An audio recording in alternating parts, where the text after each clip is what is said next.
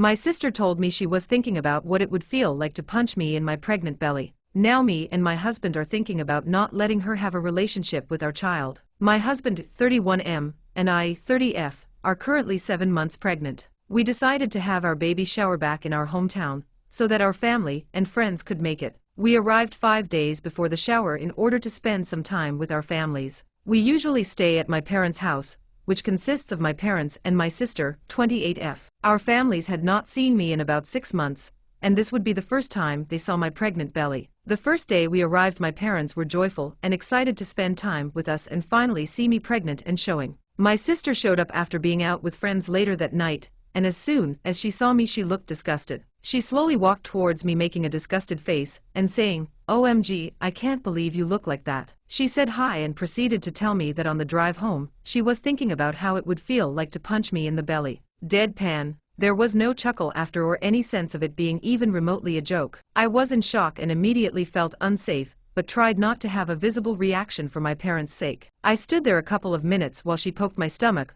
while making a disgusted look, and just felt incredibly uncomfortable, and on guard to any sudden movements. I then excused myself and said I was going to sleep. Throughout the following days leading up to the shower, I avoided her and shared what happened with my husband and my parents, who had overheard the conversation, but hadn't quite grasped exactly what she said to me. They were all concerned and my mom spoke to her friend that happens to be a therapist. This therapist friend told my mom that what my sister had said was extremely concerning and needed to be addressed. When my parents addressed it with her, she blamed her anxiety and depression and told them that my husband and I have everything, and now we are having a baby, and she has nothing to live for. She said all she does is go to work and sleep. For background, she has been going to therapy and on depression and anxiety medication for about 10 years. She has been extremely rude and selfish her entire life. This isn't the first time she says that she has suicidal thoughts. During my college years I moved out of my parents' house, and she blamed her depression on me leaving the house, leaving her behind, and threatened my parents with suicidal comments. Throughout the years she has made my parents feel like I need to be responsible for her mental health and happiness.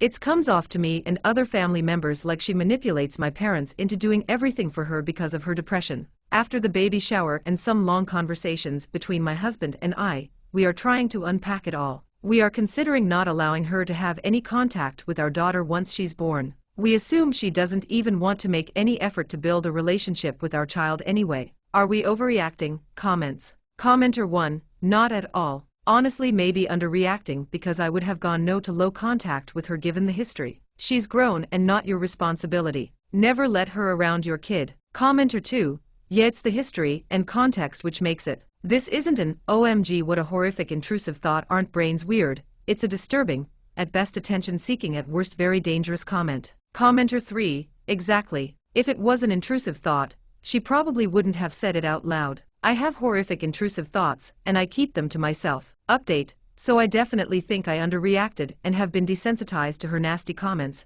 manipulative actions, rude behavior and just overall attitude. I'd like to address those sayings that I should have done more in the moment. Yes, I should have, but it's easy to see that when thinking back on it, or when like you I'm sitting behind a screen reading this situation, and what you think you would have done. It's another thing entirely when it's actually happening to you in the moment. For those saying my parents are coddling her, yes they are. However, I think most parents that are being told by their child that they're suicidal would probably try to keep that from happening any way they can. I agree that my parents need to seek therapy to help them understand how to better handle her. My sister is an adult and they can't just reach out to her therapist.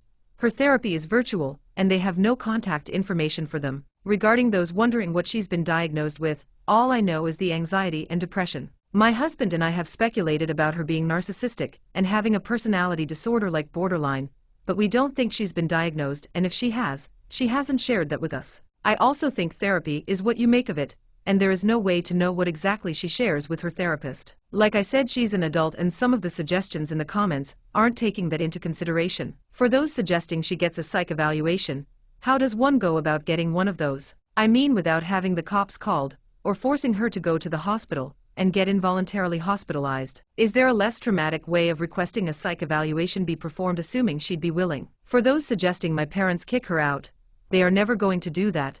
If she were to ever kill herself, they would feel completely responsible, as probably any parent would. So whether or not she's manipulating everyone, it's still just a fact that no one is willing to take that risk with their own child. I would also like to point out that even before this incident, my husband and I had already agreed that we would never have her watch our child or be responsible in any way for their care, since we both agreed that she probably wouldn't want to and neither of us would feel comfortable with that. We also agreed that we weren't going to stay at my parents' house when we came to town to visit after our kid is born because it'd just be uncomfortable, lack of space. For those concerned about me still being around her, the baby shower is now done and over with, and we are safely back home, very far away, and there's no way of her being around me. Thank you for all those who wished me well, your thoughts are appreciated. For those saying this is a fake post, all I have to say is I wish it was. Comments. Commenter 1.